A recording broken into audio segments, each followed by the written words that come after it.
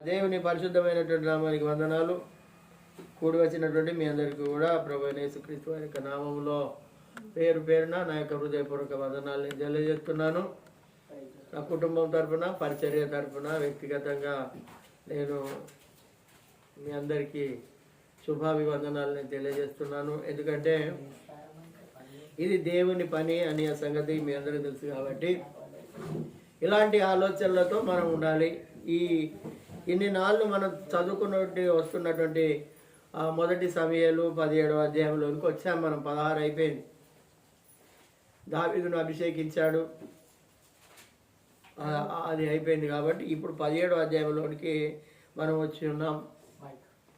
గోలియాతు అనేటువంటి వ్యక్తి మనకు పరిచయం అవుతాడు. దావీదును అభిషేకించిన తర్వాత దావీదు తండ్రి ఏం చేసిండంటే, నీ అన్నలు అక్కడ యుద్ధంలో ఉన్నారు సౌలు రాజు దగ్గర. అందరు చూడమ్మ, బైబిల్ చదివినప్పుడు కింద చూడండి. అందరు యుద్ధంలో ఉన్నారు అక్కడ. వాళ్ళ దగ్గరికి పోయి ఏం చేయమన్నాడు ఆయన? వాళ్ళని చూసి వాళ్ళ ఆనవాళ్ళు తీసుకొని రా అని చెప్పి కొన్ని అవి కూడా ఆయన పంపించడం కూడా జరిగింది. ఏమేమి పంపిల్లట?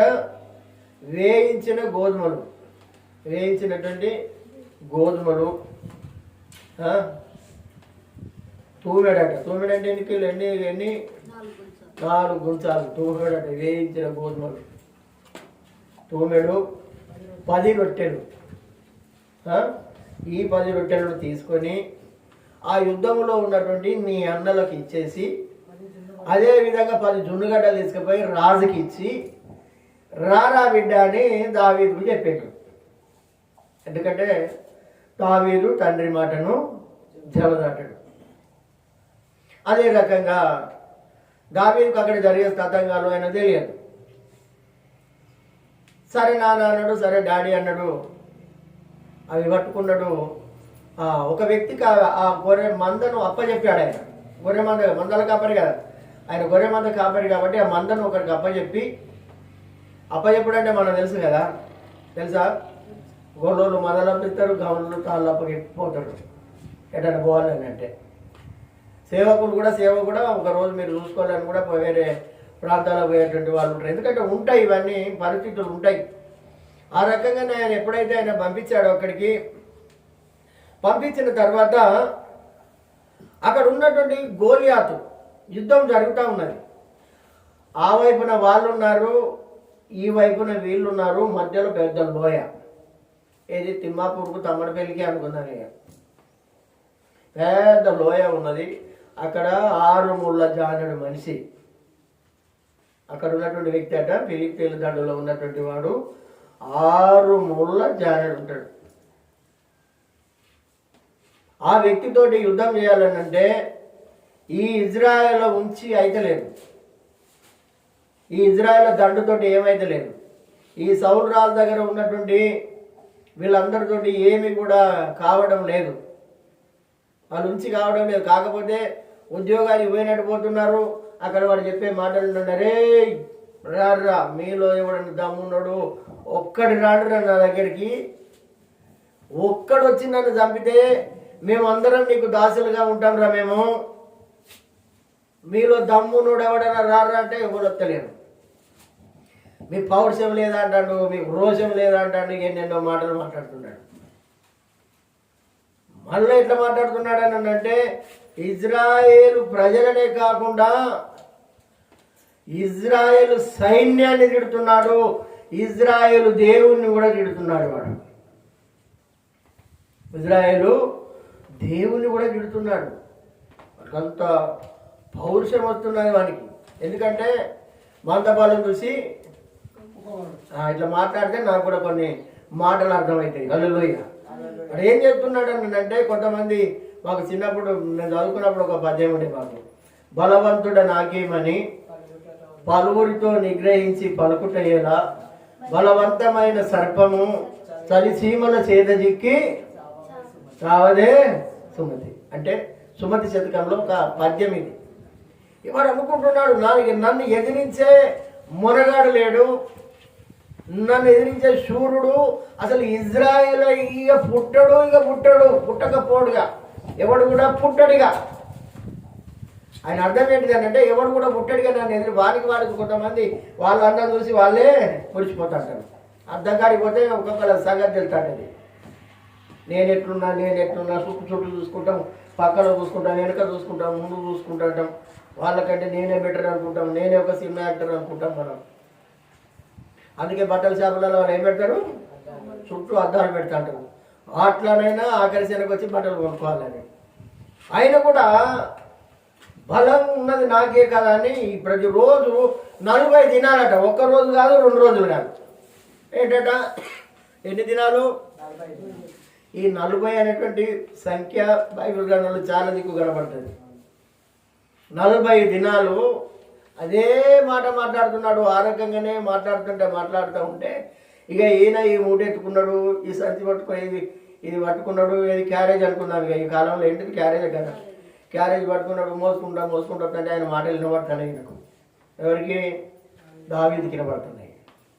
దావీదుకి ఆ మాటలు, ఆయన చెప్పేటువంటి మాటలు ఆయన నడుచుకుంటూ పోతాంటేనే ఈయనకు రోమాలన్నీ లేచి నిలబడతాయి. రోషము ఏం చేయాలి ఇప్పుడు, కొరికి నరకాల సంపాలన్నాడు. మనకు కూడా ఓతారంతా చూసినా అంత కోపం వస్తా ఉన్నది. కానీ ఇక వీళ్ళందరూ ఉన్నారు కదా, వాళ్ళందరిలో నేనే అంతేనే కదా, గుంపులో గోవింద్ అన్నట్టుగా ఆయన ఆ రకంగా ఆయన ఆలోచన ఏంటిది అంటే, ఎందుకు ఇంతమంది ఉండి ఆయన ఒక్కరిని ఏం చేయలేకపోతున్నారు? ఇంతమంది ఉండి ఆ ఒక్కరిని ఏం చేయలేకపోతున్నారు ఏంటి అని అనుకొని అక్కడి వరకు వచ్చి ఏం చేసిండు అని అంటే, ఇక్కడ సామాను అన్నట్టు అయింది సామాగ్రి కనిపెట్టేటువంటి ఆయన దగ్గరకు వచ్చాడు. గేట్ దగ్గరకు వచ్చాడు, సెక్యూరిటీ గార్డ్ దగ్గరకు వచ్చాడు. ఇక సెక్యూరిటీ గార్డులు ఉంటారు కదా ఇప్పుడు, ప్రతి చోట ఉంటారు. ఇప్పుడు ఆ సెక్యూరిటీ గార్డు దగ్గరకు వచ్చి ఈ మూట తీసిండు, ఈ ముళ్ళ తీసిండు, ఇవన్నీ అక్కడ పెట్టేసి ఏమంటున్నాడు అంటే, పరిగెత్తిపోయి సైన్యంలో చొచ్చాడు ఆయన. హల్లెలూయ. పరిగెత్తిపోయి సైన్యంలో చొచ్చి కుశల ప్రశ్నలు తన సహోదరులను అడుగుతున్నాడు. ఏంటి ఇదంతా, ఎందుకు జరుగుతుంది ఇదంతా, యుద్ధం అంటే ఇదేనా? ఆయన ఆ రకంగా అంటాడు, మీరు ఏ రకంగానే కూర్చొని ఉన్నారు, మీరేమంటా ఏది దమ్ము లేని శావ లేనటువంటి శవదమ్మలాగా ఉన్నారని ఆయన మనసులో అనుకుంటా ఈ రకంగా వాళ్ళని అడుగుతూ ఉన్నాడు అక్కడ. అప్పుడు ఏమంటాడు, అతడు వారితో మాట్లాడుతుండగా గాతు వాడైనటువంటి ఫిలిష్తీయుడు అయిన గోలియాత్ అని ఒక శూరుడు. ఈ గోలియాత్ అంటే, ఈ గోలియాతులు మన కుటుంబాలలో కూడా ఉంటాడు, పరిచర్యలో ఉంటాడు, మన ప్రతి స్థలంలో ఆటంకాలు కలిగించేటువంటి వాళ్ళు, మనలను భయపెట్టేటువంటి వాళ్ళు, మనలను కృంగదీసేటువంటి వాళ్ళు, మనల్ని చేతగాని వానిగా చేసేటువంటి వాళ్ళు. నువ్వు చేయలేవు, నీ ఉంచి కాదు, అర్థమవుతుందా? నువ్వు చేయలేవు, నీ ఉంచి కాదు. బలహీన పరిచేటువంటి దయ్యం గోలియాత్ అంటే, గోలియాత్ అని మనం అనుకోవాల్సినట్టు మన లేదు. మనకు కూడా అప్పు కూడా పెద్ద కొండలా కనపడుతుంది, రోగం కూడా పెద్ద కొండలా కనపడుతుంది. ఇవన్నీ కూడా అదే గోలియాతులే. ఒక శోధన కూడా అంతే. ఈ కట్టం ఎప్పుడు కప్పుతుందో అప్పుడు నేను నిమ్మలమైతే అంటాను. ఆ కట్టం పెట్టేటోడు కూడా వీడే, ఈ కట్టం పెట్టేటోడు కూడా వీడే, ఒకరికొకరు పడకుండా చేసేటోడు వీడే. పచ్చగడ్డ వేస్తే మారుతుంది ఇద్దరి మధ్యలో, అగ్గిపెట్టె లేకుండా దానికి గ్యాస్ నిండా పెట్రోల్ పోయకుండా కానీ ఆ రకంగా మంట పెడతాడు వాడు, గోలియాతు అని పేరు. అలాంటి గోలియాతులు మన ఇంట్లో మన కొడుకే కావచ్చు, మన బిడ్డే కావచ్చు, మన భార్యే కావచ్చు, మన భర్తే కావచ్చు, మన పక్క పొట్టుడే కావచ్చు, లేకుంటే మన చుట్టపోడే కావచ్చు, ఎవరైనా కావచ్చు. అలా ఆ విధంగా వాడు ఏం చేస్తున్నాడు అంటే, అతడు సైన్యంలో నుండి వచ్చి పై చెప్పిన మాటలు పలుకుతా ఉన్నాడు. ఏమని పలుకుతా ఉన్నాడనంటే, మీలో ఎవడైనా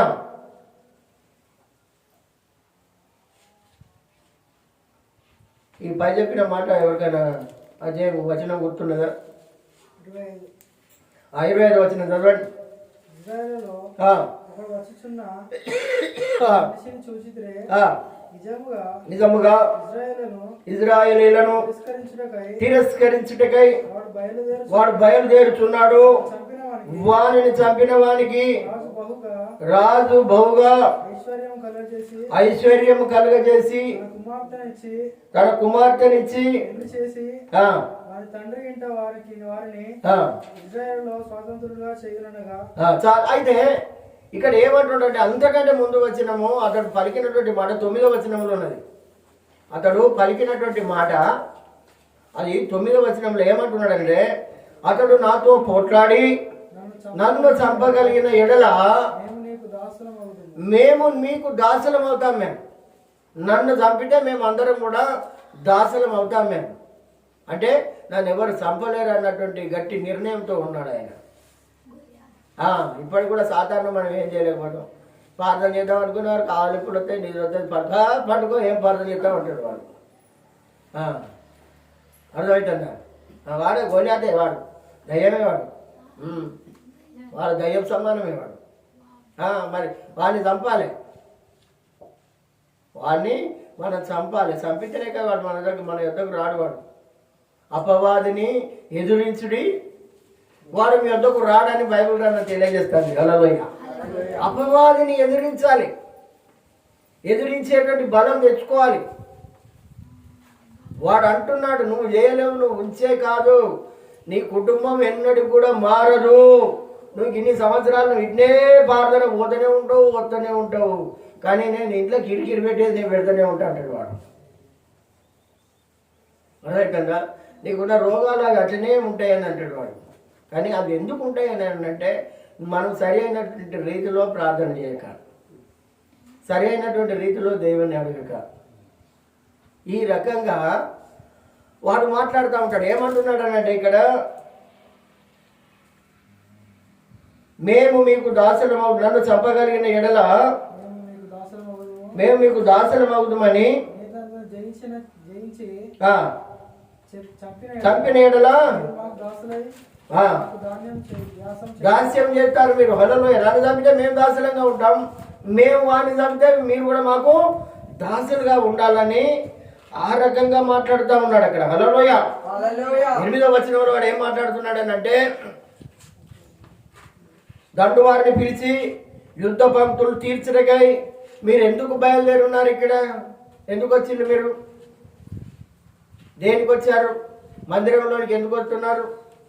వాళ్ళే పాటలు పాడుకుంటారు, వాళ్ళే ఆరాధన చేస్తారు, వాళ్ళే అని చెప్తారు. మాదేమున్నది? ఏం లేదయ్యా, మాకేమున్నది, మాకు రాదు, వాళ్ళు చెప్పారు, మేము చెయ్యము అన్నట్టుగా మీరు ఎందుకు వస్తున్నారు ఇక్కడ దాకా? మీకు జీతాలు ఇస్తారు కదా, సైన్యానికి జీతాలే కదా ఇచ్చేది, వాళ్ళకు కూడా ఇస్తారు జీతాలు. దాని అన్నలకు 3 నెలల జీతాలు వస్తాయి, వాళ్ళకు జీతాలు వస్తూ ఉన్నాయి. జీతం కోసం పనిచేస్తాడు. మనకి ఎందుకు రకం పాఠాలు ఎందుకు కొట్టుకున్నాం మనం? అదే ఏనాడు జరుగుతాడు, వాడికి అట్నే కొడతాడు, మనకి ఇట్నే ఉంటాం అన్నట్టుగా నిమ్మకు నీరెత్తినట్టుగా వాడు అంటున్నాడు ఇక్కడ. మీరు ఎందుకు బయలుదేరొచ్చారు?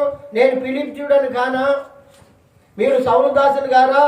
మీ పక్షాన ఒక్కరిని ఏర్పాటు చేసుకోండి, మీ పక్షాన ఒక్కరిని ఏర్పాటు చేసుకోండి. వాడు కనుక నన్ను చంపితే మేమందరం దాసులం అవుతాం, నేను వాడిని చంపితే మీరు మాకు దాసులు కావాలి. చూడండి ఎంత చిక్కు ప్రశ్న పెడుతున్నాడు వాడు. హల్లెలూయా. అందుకే వాడు ఆ రకంగా అంటున్నాడు అన్నటువంటి మాటకు వీళ్ళు బాగా భయపడుతున్నారు. వీళ్ళు భయపడ్డప్పుడు దావీదుకు చెప్తున్నారు, ఏం లేదా వాడిని చంపితే మంచి ఐశ్వర్యం ఇక్కడట, దేవుడు సగం రాజ్యం ఇక్కడట, రాజు వీడను పెళ్లి చేస్తాడట అని చెప్పినప్పుడు ఆయన వాటి గురించి ఆలోచిస్తలేడు. కానీ చూడండి ఇక్కడ ఏమంటున్నాడు అంటే 26వ వచనంలో మాట్లాడుతున్నాడు దావీదు, జీవము గల దేవుని సైన్యమును తిరస్కరించుటకు ఈ సున్నతి లేని ఫిలిష్తీయుడు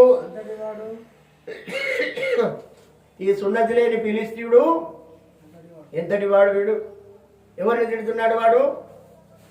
ఎవరిని తిడుతున్నాడు? జీవము గల దేవుణ్ణి. హల్లెలూయా. ఎవరిని తిడుతున్నాడట? జీవము గల దేవుణ్ణి. జీవాన్ని ఇచ్చినటువంటి దేవుణ్ణి. మానవులకు జీవాన్ని ఉంటేనే కదా. ఇప్పుడు ఆదాంకి ఏం చేశాడు ఆయన? నాసికారంధ్రంలోకి వెళ్ళి జీవవాయువును ఊదితే మానవుడు జీవాత్మయుడు. హల్లెలూయా. అందుకే మా జీవము గల దేవుణ్ణి, జీవము గల దేవుణ్ణి సైన్యములను తిరస్కరించుటకు. ఎవరి సైన్యం అది? దేవుని సైన్యం. ఇజ్రాయేల్ సైన్యం అంటే మాటలు కాదు.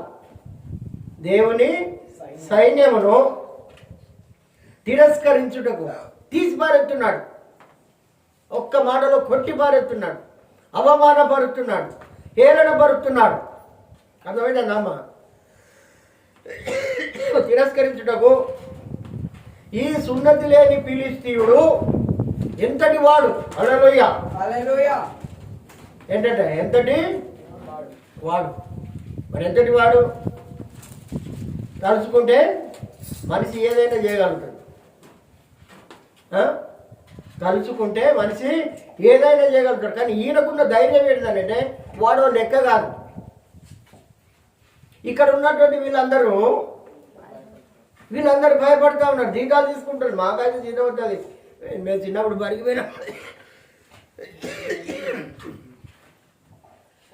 పోయినప్పుడు సార్లు కూడా అనేది మాకు. మేము గవర్నమెంట్ స్కూల్ అంటే చదువుకున్నాం. అరే మీరు చదవకపోయి మాకేమిరా, మేము చెప్తాం, మాకు వచ్చే జీతం నిలనాడు మాకు వస్తుంది. అట్లున్నారు వాళ్ళు సార్లు సైన్యం అంతా కూడా. ఎవరికి కూడా అది లేదు, పట్టింపు లేదు. మనలాగా అంటే మిమ్మల్ని కాదు. హల్లెలూయా. పట్టింపు ఉండాలి. పట్టింపు, పట్టుదల. అందుకే అంటున్నాడు, ఆ పట్టుదల కనుక కలిగి ఉంటేనట కాగలడు మరో బ్రహ్మ అంటున్నాడు. పట్టుదల ఉండాలి. సేవ మీద పట్టుదల ఉండాలి, విశ్వాసం మీద పట్టుదల ఉండాలి, ప్రతి దాని మీద పట్టుదల ఉండాలి. పట్టుదల లేకపోతే మనంతా ఒక రకంగా చెప్తే వేస్ట్ పిల్లలు లేడు. నేను చెప్తున్నా కదా, ప్రతి దాని మీద పట్టుదల ఉండాలి. కానీ కొంతమంది అంటారు పట్టుకొని ఏడవాలంటారు. వాడు కొట్టేటోడు కానీ, వాడు తిట్టేటోడు కానీ, వాడు ఏం చేసినా కానీ ఏమంటారమ్మా? పట్టుకొని ఏడవాలి అంతే. మరి అతనికి శిరస్సు కదా, ఏడవలసిందే. అందుకే చెప్తున్నాడు పట్టుదల కలిగి ఉన్నటువంటి వాడు. అందుకే ఇక్కడ అంటున్నాడు, ఈ దేవుని సైన్యమును తిరస్కరించుటకు ఈ సున్నతి లేని ఫిలిష్తీయుడు ఎంతటి వాడు? వాడిని చంపి ఇజ్రాయేలీయుల నుండి ఇంత తొలగించిన వానికి బహుమతి ఏమని తన యుద్ధనున్న వారిని పిలిచి అడుగుతున్నాడు ఇక్కడ. హల్లెలూయా.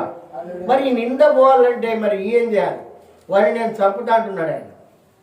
వారిని నేను చంపుతా అంటున్నాడు. చూడండి అక్కడ జనులు ఏమంటున్నారంటే, వాడిని చంపిన వానికి ఇట్లా చేస్తారట. ఎట్లా చేస్తారు? సగం రాజ్యం ఇస్తాడట, తన కుమార్తెనిచ్చి పెళ్లి చేస్తాడట, కావలసినంత ఐశ్వర్యం ఇస్తాడని వాళ్ళు చెప్పగానే వాళ్ళ పెద్దలకు తెలిసింది.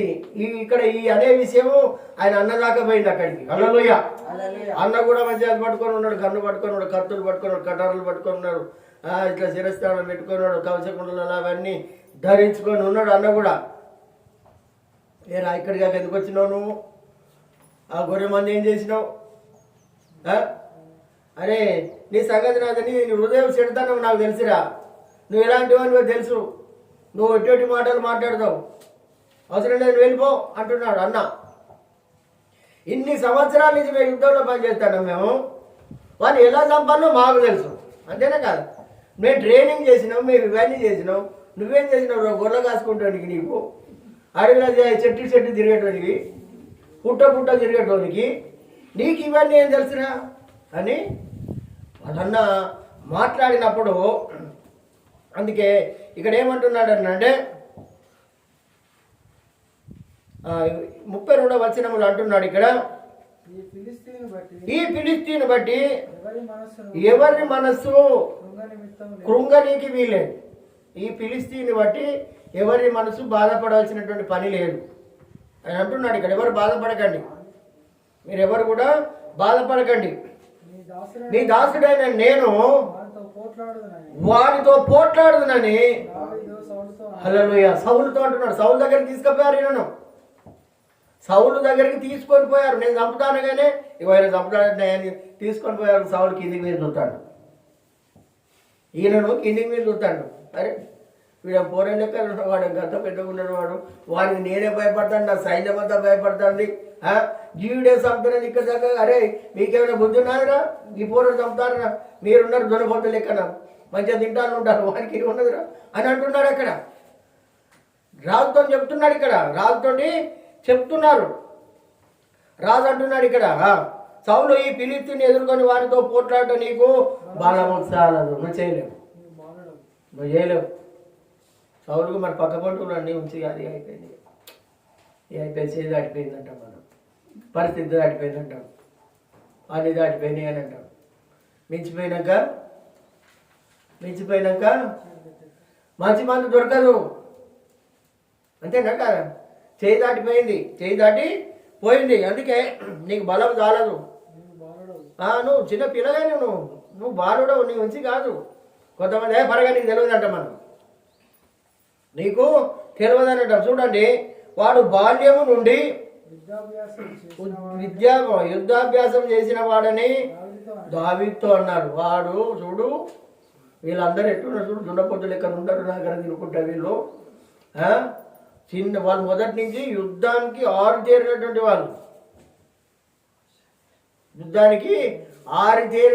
వాళ్ళు, వారిని సంపనికి వీళ్ళున్నారు. నువ్వు బాలుడవు, నీ ఉంచి కాదని అతడు చెప్పగానే 34 వచ్చిన వాడు అంటున్నాడు దావీదు, నీ దాసుడనైనటువంటి నేను నా తండ్రి యొక్క గొర్రెలను, చూడండి నా గొర్రెలు అంటలేడు, గుర్తుపెట్టుకోండి, ఇదంతా నాది అంటాం మనం, ఇదంతా మాది, మేమే సంపాదిస్తున్నాం అంటాం. ఏమంటున్నాడు? నా తండ్రి యొక్క గొర్రెలను కాసేటప్పుడు సింహము ఎలుగుబంటి వచ్చి అందులో నుండి ఒక్క గొర్రె పిల్లని ఎత్తుకొని పోతా ఉంటే నేను దాన్ని తరిమి చంపి దాని నోట నుంచి మళ్ళీ గొర్రె పిల్లని తీసుకొని వచ్చిన నేను. హల్లెలూయా. సింహాన్ని ఎలుగుబంటిని చంపేసి చంపి దాని నోట్లోకి వెళ్ళి నేను మళ్ళీ నా గొర్రెపిల్లని నేను తీసుకొచ్చినటువంటి వాడిని నేను. చూడు చెప్తున్నాడు ఇక్కడ, అతని ధైర్యం గురించి చెప్తున్నాడు, అతని బలం గురించి ఆయన చెప్పుకుంటున్నాడు. మనం ఏం చేయకుండా కానీ కొన్ని ఎత్తులు చెప్పుకుంటాం, మనం ఏం చేయకపోయినా కానీ కొంతమంది అవే చెప్తా అంటారు.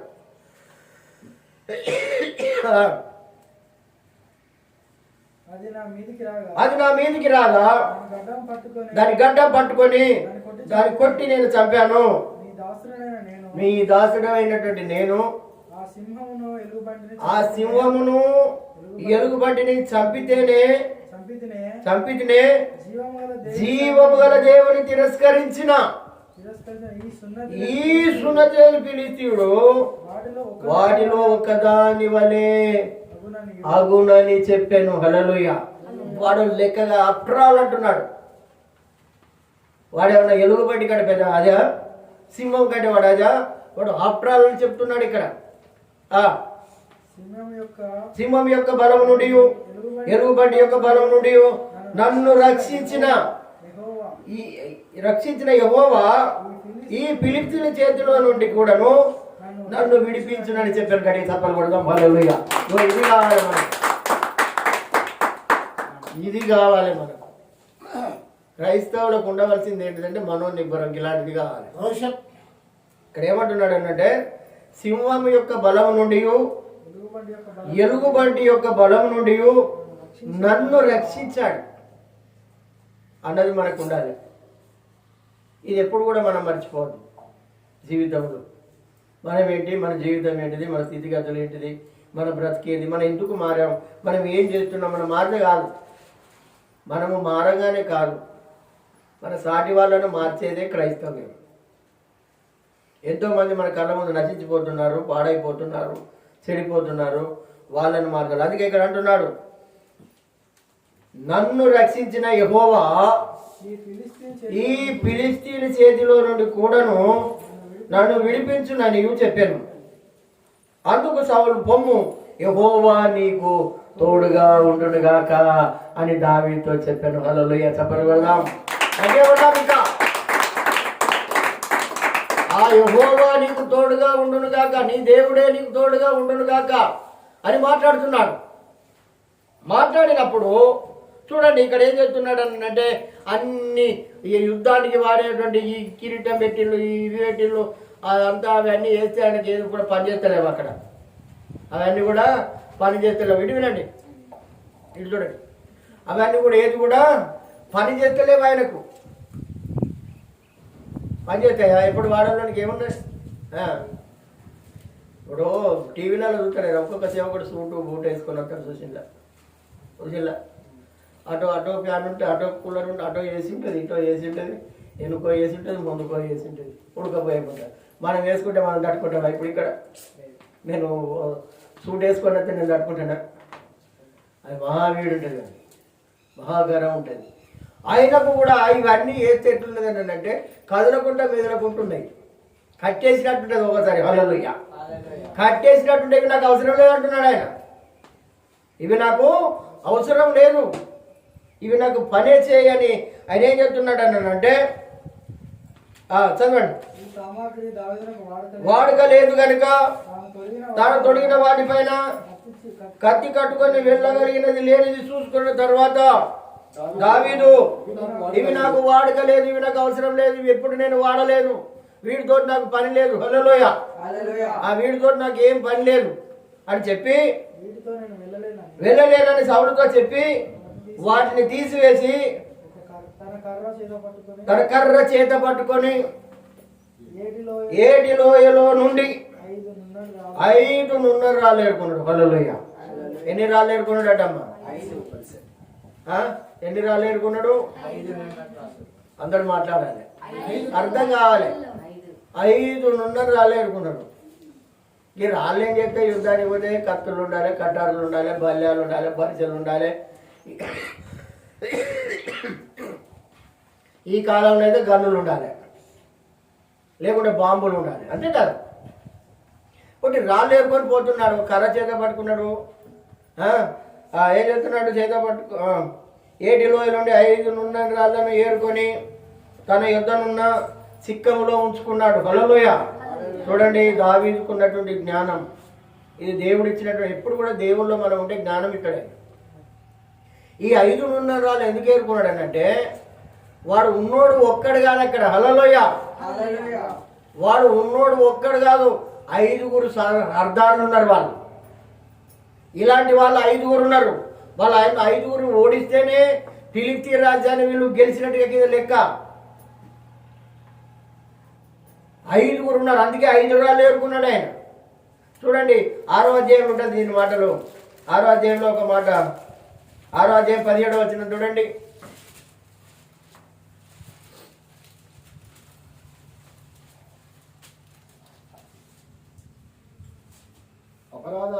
అపరాధమైన అర్పణగా ఫిలిస్తీయులు చెల్లించిన బంగారపు గడ్డలు. అప్పుడు గడ్డలు వేసి వచ్చినావా? మందసం దగ్గర నుంచి 5 గడ్డలు వేసారు, ఒక్కొక్కరికి ఒక్క గడ్డ. ఇప్పుడు మనకు కూడా పాలు ఉంటాయి. పాలు ఉంటాయి, అవి పాలు పాలు అంటే ఎందుకు లేవు? నీకు పాలు పడలేమన్నా? నీకు పాలు పడలేదమ్మన్నా? మన సింధులకు పాలు పడలేదా నీకు? మరి అప్పుడు ఇప్పుడు లేవు అన్నట్టు నువ్వేంటి? వాళ్ళకు కూడా ఉంటాయి పాలు, వాళ్ళు కూడా ఇచ్చేటోళ్ళు, వాళ్ళు కూడా ఇవ్వాలి. ఇయ్యరమ్మ మీరు? అలా పెద్ద పాలు ఉంటాయి, అలా చిన్న పాలు ఉంటాయి. ఏందనుకుంటాను ఇక్కడ చూడు. అపరాధార్థమైన అర్పణగా ఫిలిస్తీయులు చెల్లించిన బంగారు గడ్డలు ఏమనగా, ఒక్కొక్క సర్దారుకు ఒక గడ్డ బంగారం గడ్డ తెచ్చిచ్చారు వాళ్ళు. అష్టోదు వారు ఒకటి, గాజా వారి నిమిత్తం ఒకటి, అస్కెలోను వారి నిమిత్తం ఒకటి, గాదు వారి నిమిత్తం ఒకటి, ఎక్రోను వారి నిమిత్తం ఒకటి. 5 గడ్డలు. అందుకే 5 రాళ్ళు ఏరుకున్నాడు ఆయన. హల్లెలూయా, ఒక్కని కాదు కొడితే ఏది పులినే కొట్టాలన్న తీర్మానంలోకి వచ్చిండు ఆయన. హల్లెలూయా, ఒక్కని కాదు నేను చంపేది, వీళ్ళు ఒక్కరికే గింత ఒడికిపోతారు వీళ్ళు అనుకుని ఆయన 5 రాళ్ళని ఏరుకున్నాడు. ఆయన ఏరుకొని తన యొక్క సిక్కములో పెట్టుకున్నాడు. సిక్కం అంటే ఒడిసెల. ఒడిసెల ఎంతమంది తెలుసమ్మా? తెలుసా మీకు? ఎవరికైనా ఒడిసెల తెలుసా? నాకైతే తెలుసు. నేను చూసిన, నేను వాడలేదు కానీ నేను చూసిన కొంతమంది. నేను చెప్తున్నా, కొంతమంది దగ్గర నేను చూసిన ఒడిసెలను వాళ్ళు నడుముకు బెల్ట్ వాళ్ళే కట్టుకొని ఉంచుకునేది వాళ్ళు ఆ ఒడిసెలను. అయితే 5 రాళ్ళను నేర్చుకొని తన యుద్ధంలో చిక్కములో ఉంచుకొని వడిసెల చేత పట్టుకొని ఆ ఫిలిప్తీని చేరువకు పోయాడు, దగ్గరికి పోయాడు. హల్లెలూయా. అక్కడ ఉన్న వాళ్ళందరూ కళ్ళు అప్పగించి చూస్తున్నారు, గుడ్లన్నీ అప్పగించి చూస్తున్నారు. ఇక్కడ ఉన్న వాళ్ళందరూ కూడా చూస్తున్నారు. పోయేవాడు ఎవడు? ఒక్కడే. హల్లెలూయా. ఒక్కడే పోతున్నాడు.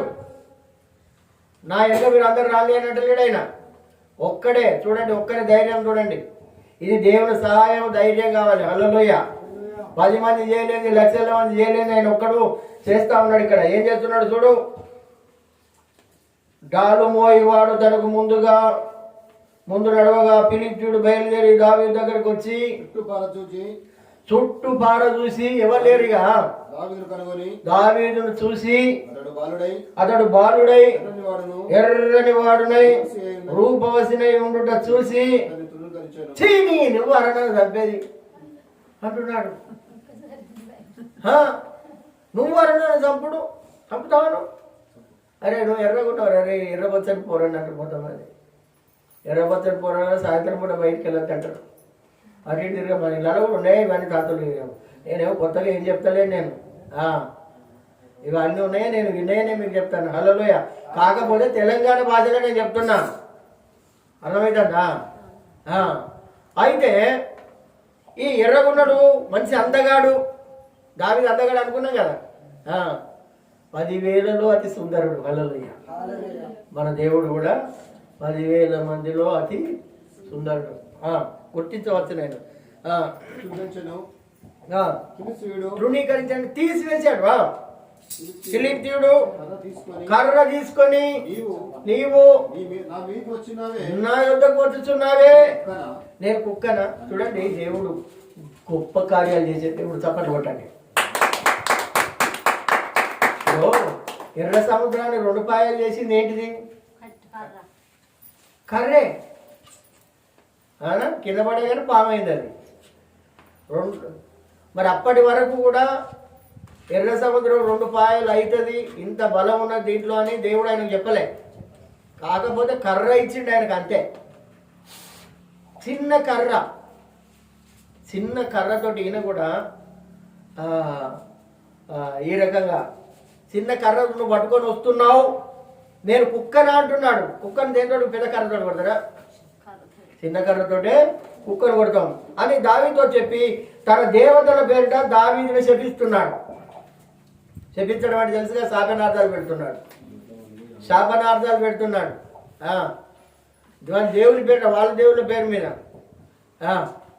చూడండి, నా యుద్ధకు రమ్ము, నీ మాంసమును ఆకాశ పక్షులకు భూము అంటే భూ జంతువులకును ఇచ్చిపెట్టునని ఆ ఫిలిప్తీయుడు దావీదుతో అనగానే, దావీదు నీవు కత్తి ఈటె బల్లెమును ధరించుకొని నా మీదకి వస్తున్నావేంటి? నువ్వు గబట్టి పట్టుకొని వస్తుండే, కట్టె పట్టుకొని వస్తా ఉంటే.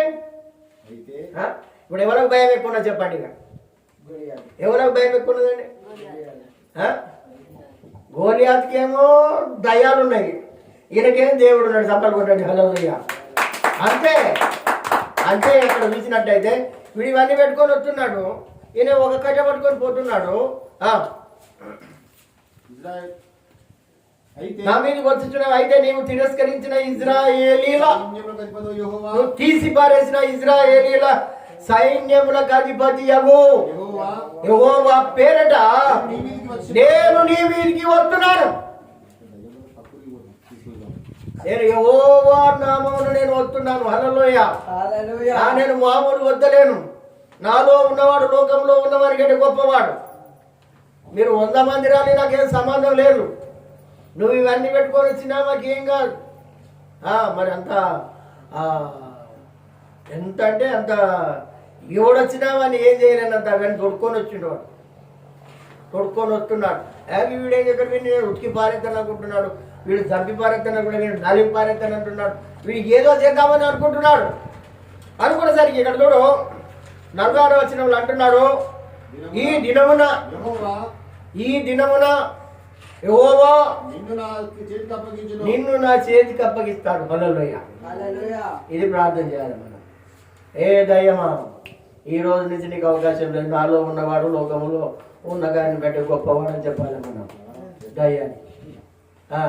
కాళ్ళు తెచ్చేవాడికి అదే దయ్యం కనబడి అదే సత్తం మళ్ళీ మనం. ఇదేదో గొప్పవాడు నేను వచ్చికని అంటే మాట కంటే నిజంగా దయ్యం కన్యా కనపడతాను లేదు. చూడండి ఇక్కడ ఏమంటున్నాడంటే, ఈ దినమున చూడండి ఎంత ధైర్యమో చూడండి, దేవుని మీద ఎంత కాన్ఫిడెన్స్ చూడండి, ఎంత నమ్మకమో చూడండి. భక్తి చేస్తున్న బట్టి భక్తి చేయకండి. మనలో ఉన్నవాడు నిజంగా కూడా చాలా గొప్పవాడు. ఆయన అద్భుతాలు చేస్తాడు, ఆశ్చర్య కార్యాలు చేస్తాడు, మహత్ కార్యాలు చేస్తాడు. గిద్యోనట చిన్న పచ్చి ఏది గాడిద దవడ, పచ్చి గాడిద దవడతోటి, దవడ బొక్క ఉండదా అమ్మ, ఆ ఎముకతోటి 1000 మందిని తప్పిండట ఆయన. మరి దేవుని బలం. సంసోను పచ్చి గాడిద ఎముక, దవడ ఎముకతోటి చంపేశాడు. మరి దేవుని సాహసాలు అట్లుంటాయి, మనకు అర్థం కావాలి. అవి ఎప్పుడు కూడా అర్థం కావాలి. అందుకే ఇక్కడ అంటున్నాడు, ఇక్కడ ఈ దినమున యెహోవా, అందుకే ఇదే రక్షణ దినం, ఇదే అనుకూలమైన సమయం మనకు. హల్లెలూయా. ఈ దినమున అంటున్నాడు, ఈ రోజే, ఇప్పుడే, ఈ రోజే నేను నిన్ను చంపి నీ తల తెగవేతును. ఇజ్రాయేలీయులకు క్రైస్తవులకు దేవుడు ఉన్నాడని లోకములో ఉన్నటువంటి నివాసులందరూ తెలుసుకోవాలి బిడ్డ అంటున్నాడు ఆయన. హల్లెలూయా. మామూలు మాట కాదు ఆయన మాట్లాడేది. నాకు కూడా ఒక దేవుడు ఉన్నాడన్న సంగతి నువ్వు మర్చిపోతున్నావు. నేను దేవుని కలిగి ఉన్నాను. అందుకే ఇక్కడ అంటున్నాడు, ఇజ్రాయేలీయులలో దేవుడు ఉన్నాడని లోక నివాసులు తెలుసుకోవాలి. ముందుగా మీ ఫిలిస్తీన్లు తెలుసుకోవాలి, అందరు తెలుసుకోవాలి, మన శత్రువులు కూడా తెలుసుకోవాలి. మనం వాళ్ళనే కలిసిపోతే మనం ఏం చేయలేము. మనం ఏం కాదక్క, ఇలా పాత్రలు లేరేం లేదు, నువ్వు పెట్టింది తింటా, నువ్వు ఇచ్చిందే నేను తీసుకుంటా అంటే కాదు. ఇది గుర్తు పెట్టుకోవాలి మనం. అందుకే అంటున్నాడు, మనం చూపించాలి, మనం ఇతరులకు కనపడాలి. చూడండి, ఒక మాట నేను చెప్తున్నా, ఆడోళ్ళు పసుపు పెట్టుకుంటారు కదా, కొన్ని మాట కొన్ని గుర్తుండాలి మనం. ఆడోళ్ళు పసుపు పెట్టుకున్నప్పుడు 100 మంది పసుపు పెట్టుకొని కనబడుతున్నారు. అక్కడ ఒకరు కనుక పెట్టుకోకపోతే ఏమంటారు అక్కడ కదా? అక్కడ ఎవరిని చూస్తున్నారు వాళ్ళు? ఆమె ఏసైని నమ్ముకున్నదట, ఆమె కాళ్ళకు పసుపు పెట్టుకోదు. ఇది గుర్తింపు మనకు. తప్పని కొట్టండి. ఏమన్నా మన కొందరు మనల్నే కాళ్ళు చాపుతారు, నాకు పెడతావా లేదా, దానికి ఎంత పొగరు, నాకు పెడతనే లేదు, అది నా ముందుకు వచ్చింది అడుగు పెడతాను అని కూడా చెప్పుకుంటూ ఉన్నారు.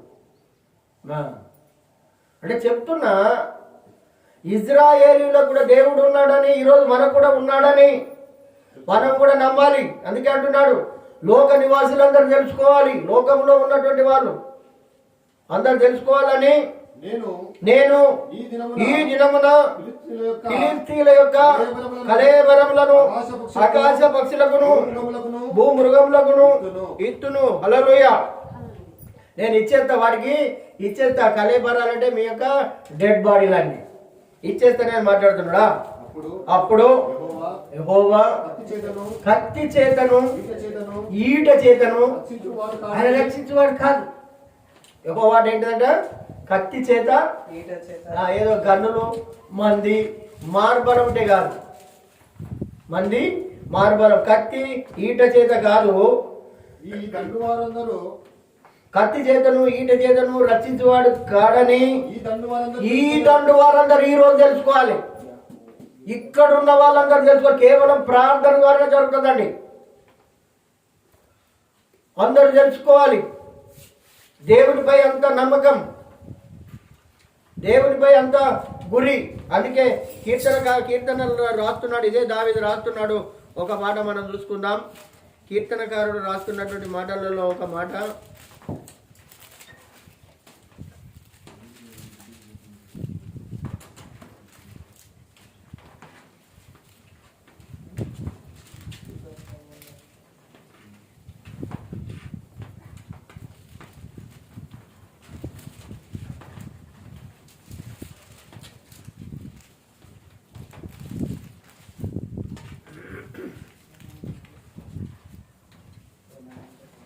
ఆ, 33వ అధ్యాయం 16-17 వచనాలు చదువుకున్నాం. ఏ రాజును సేనా బలం చేత రక్షింపబడడు, ఏ వీరుడును అధిక బలము చేత తప్పించుకొనడు. రక్షించుటకు గుర్రం అక్కడకు రాదు, దాని విశేష బలం చేత మనుషులను తప్పించదు. ఏది కూడా తప్పించదు. దేవుడు మనతో ఉంటే అన్ని సమస్తము సాధ్యమే. ఆయన మనతో ఉండాలి. అంత ధైర్యం మనం కలిగి ఉండాలి. మీరు కిచెన్స్ వాళ్ళు అంటే వీళ్ళు ఎట్లా ఉండదని ఏమో కాదు, సపరేట్గా పోతాం మనం. అట్లా కూడా ఉంటాం మనం, తలగా గింజకేసుకొని పోతాం మనం. గొర్రెగాళ్ళు అంటారు, అల్లెలుగాళ్ళు అంటారు, ఎన్నో అంటారు, అన్ని అంటారు. ఏది ఇంకొక మాట 44వ అధ్యాయం దీంట్లోనే 6వ వచనం చదువుకున్నాం.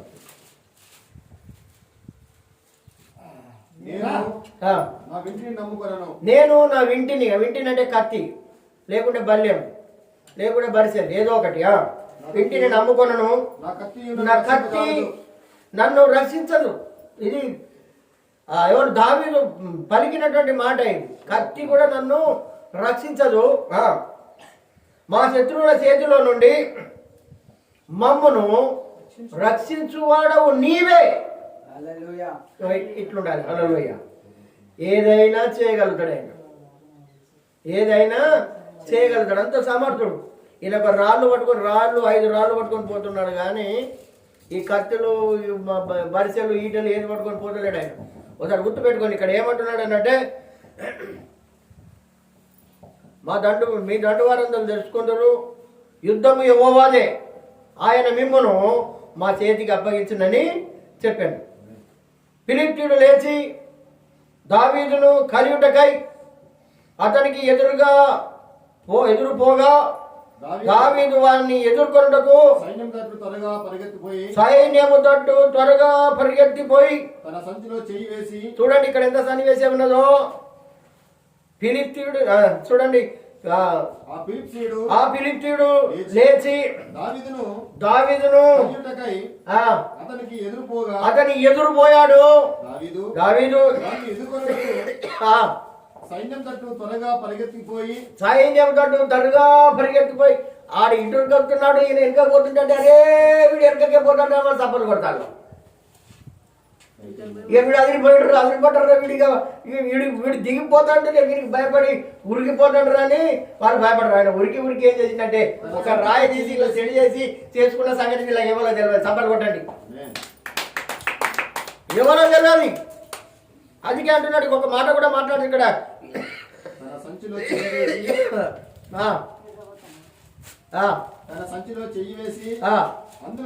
అందులో నుండి రాయి ఒకటి తీసి వరిసెలతో విసిరి ఆ ఫిలిష్తీయుని ఎదుట కొట్టాడు. ఇక్కడ హల్లెలూయా, ఇక్కడ కొట్టాడు. ఇక్కడే గ్యాప్ ఉన్నది వానికి. చూడండి ఆయన ఎంత గురిగాలు ఉన్నాడో చూడండి. ఇక్కడ ఖాళీగా ఉన్నది అంతే. ఇక్కడ ఒక అధ్యాయంలో రాయబడినది, ఈ వెంట్రుక ఉంటుంది మనది, ఒక వెంట్రుకను కూడా గుడి చూసి కొట్టేటువంటి యోధులు దావీదు దగ్గర ఉన్నారట. హల్లెలూయా. అంత కెపాసిటీ నేర్పించాడు దావీదు. మరి ఈయనకు లేదా? ఈ వెంట్రుకను కూడా కనబడుతుంది మనకు, దూరమే కనబడదు. వెంట్రుక వాసిని కూడా తప్పించి వడిసెలతో కొట్టేటువంటి యోధులు దావీదు దగ్గర ఉన్నారట. అంత ట్రైనింగ్ ఇచ్చిండు వాళ్ళు. అందుకే ఇక్కడ అంటున్నాడు, యుద్ధము నేను కాదు చేసేది ఇక్కడ. హల్లెలూయా.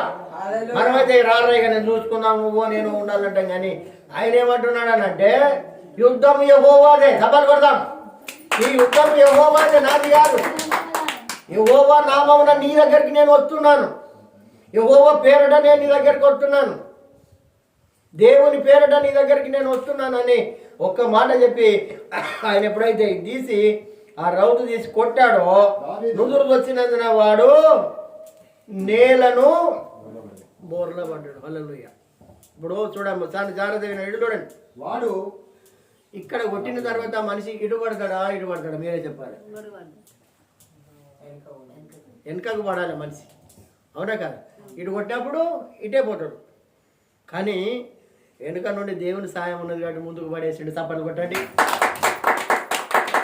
ముందుకు పడేగానే ఉరికిండు, గిరగిర ఉరికి వాని తలని తీసి కరెక్ట్గా పోసి పారేసి వరకు వాడి సైన్యం అది ఎక్కడ అక్కడ పరారు అయిపోయింది అక్కడ. హల్లెలూయా. మళ్ళా వాని తలను పట్టుకొని సౌలు దగ్గరికి డేరుగా పట్టుకొని పోతున్నాడు ఇక్కడ. హల్లెలూయా. వాడు ఎవడో నేను చూడాలని తీసుకురాపో అంటే ఒక వ్యక్తి దావీదును తీసుకొని సౌలు ఇంటికి పోయేసరికి అతని తల ఎవరిది? గోలియాతు తల. ఎప్పుడు నువ్వు పోరగానివి, నువ్వు చిన్న పోరనివి, నీకేం తెలియదు అన్నటువంటి సౌలు పరిచయం అవుతా ఉన్నాడు. ఇంతమందికి ఇన్ని రోజులు, 2 సంవత్సరాలు, 40 దినాలు, లేకుంటే 2 సంవత్సరాలు వీళ్ళకి ఇంత కూడు అన్ని పెట్టి లాభం లేదు, వీడు ఒక్కడు తీసుకొచ్చినోడు ఉంటే చాలని ఎవరైనా అనుకుంటారా లేదా? ఆ రకంగా ఏం చేశాడు అంటే చూడండి 55 వచ్చిన చదువుకుందాం. సౌలు దావీదు ఫిలిష్తీయునికి ఎదురుగా పోవుట చూసినప్పుడు తన సైన్యాధిపతి అయిన అబ్నేరు పిలిచి, అబ్నేరు ఈ యవనుడు ఎవడని అడగగా, రాజా నీ ప్రాణం తోడు నాకు తెలియదు, నాకు ఎవడొచ్చినా తెలియదు అంటున్నాడు. సైన్యాధిపతి వాడు కూడా తెలియదు. వాడు బుడబుడ లెక్కన్నాడు. మన సైన్యంలో వాడు కనపడతలేడు. వాడు ఎవడో నాకు తెలియదు అంటున్నాడు. చూడండి. అందుకు రాజు ఈ పరచు వాడు ఎవరి కుమారుడో అడిగి తెలుసుకోమని అతనికి ఆజ్ఞ ఇచ్చాను. దావీదు ఫిలిష్తీయుని చంపి తిరిగి వచ్చినప్పుడు అబ్నేరు అతను పిలుచుకొని పోయి ఫిలిష్తీయుని చాలా చేతనుండగా, ఎంత ధైర్యం చూడండి. మనిషి తలకాయ పట్టుకొని పోతాడంటే ఎంత ధైర్యం ఉన్నది. కొంతమందికి ఉంటుందిలే ధైర్యం, అక్కరాని ధైర్యం ఉంటుంది, అంతేనా? అక్కరాని ధైర్యము ఉండేటువంటి వాళ్ళు ఉన్నారు ఈ కాలంలో, ఆ కాలంలో ఉన్నారు. కానీ దావీదు చేసినటువంటి సాహసం నిజంగా కూడా ఎవ్వరు కూడా చేయరు. అంత ధైర్యశాలి. అందుకే యెహోవా నా కాపరి, నాకు లేమి కలగదు అని చెప్పినటువంటి దావీదు. అందుకే తన చేతనుండగా సౌలు అతని దగ్గర తోడుకొని వచ్చాడు.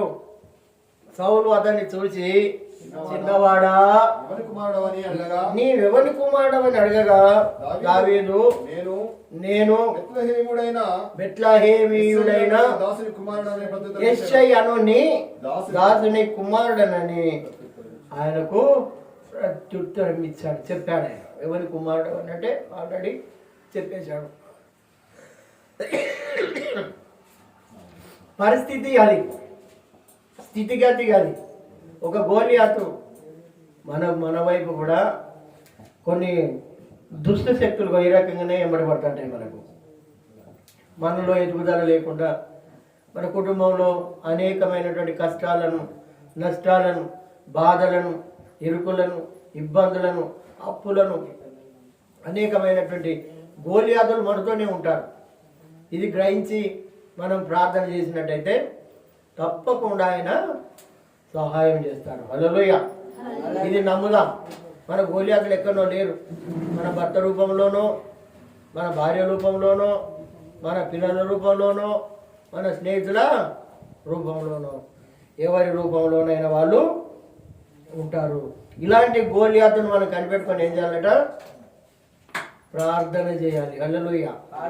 ప్రార్థన చేస్తే తప్పకుండా దేవుడు సహాయం చేస్తాడు. అలాంటి దావీదుకే సహాయం చేసినటువంటి దేవుడు నీకు సహాయం చేయడా? నీ కుటుంబానికి సహాయం చేయడా? నీ బ్రతుకు సహాయం చేయడా? తప్పకుండా ఆయన చేసేటువంటి వాడు కనుక ఆయన మనకు అన్ని విధాలా ఆదుకునేటువంటి దేవుడు కనుక ఆయనను మనము కొనియాడాలి. హల్లెలూయా. అందుకే ఇలాంటి సౌలులు కూడా మనకు ఎదురవుతాడు. సౌలులు కూడా ఎదురవుతూ ఉంటారు. సౌలు ఎలాంటి వాడట? ఎలాంటి వాడు? సౌలు ఎలాంటి వాడు? దేవుని మాటను వినటువంటి వాడు, సేవకుల మాట వినటువంటి వాడు. సౌలు మన సమూయేలు మాట వినడా? వినలేదు. దేవుని మాట వినడా? వినలేదు. అందుకే ఒక గోలియాతుని ఏర్పాటు చేశాడు. హల్లెలూయా. మనం కూడా దేవుని మాట వినకున్నా, సేవకుల మాట వినకున్నా, మనకు కూడా ఓ గోలియాతుని దేవుడు ఎంబడే ఉంచుతాడు. మన ఎంబడే ఉంచుతాడు ఆయన. ఆ రకంగా దావీదు ఉన్నాడు కదా, దావీదు ఉన్నాడు, తట్టుకున్నాడు కనుక వేరే వాళ్ళైతే ఎవరు కూడా తట్టుకోలేదు. మన కులం ఎంతున్నా, మన బలం ఎంతున్నా, మన ఆస్తి ఎంతున్నా, మన అంతస్తు ఎంతున్నా కానీ ఆయన సహాయం చేసేటువంటి దేవుడు కనుక ఆయన మనకు తోడ్పాటు చేసే దేవుడు. దేవుడు ఈ కొద్ది మాటలు దీవించును గాక.